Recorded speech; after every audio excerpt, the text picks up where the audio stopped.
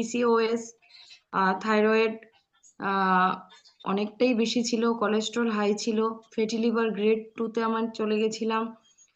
আহ, মানে second baby হওয়ার মানে সেকেন্ড ইস্যু হওয়ার পর থেকে আমার সেকেন্ড প্রেগনেন্সির টাইম থেকে আমার ফ্যাটি হওয়া স্টার্ট। আর সেখান থেকে বেবি হওয়ার পরে নর্মালি যেটা আমাদের পিরিয়ড আসে, 1 বছর পরেও আমার নর্মাল পিরিয়ড আসেনি, যেটা আমার মেডিসিন ইনটেক করে আনতে হয়েছিল। তারপরে রেগুলারিটি ছিল না আমার পিরিয়ডটা, মেডিসিন ইনটেক করলে আসতো, তাও আবার সেরকম ভাবে হিউজ আমার ফ্লো হিসাবে ব্লিডিং হতো না।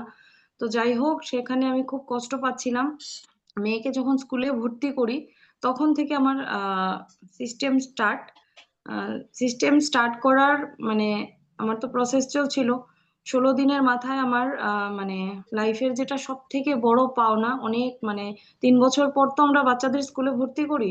তো ওই 3 বছর পরে মানে মেডিসিন ছাড়া আমি সিস্টেম জয়েন করার প্রায় 3-4 মাস আগে থেকে আমি মানে ভেবেছিলাম যে আমি আর মেডিসিন খাবো না, যা হওয়ার হবে, এত মেডিসিন আমার আর সহ্য হচ্ছে না।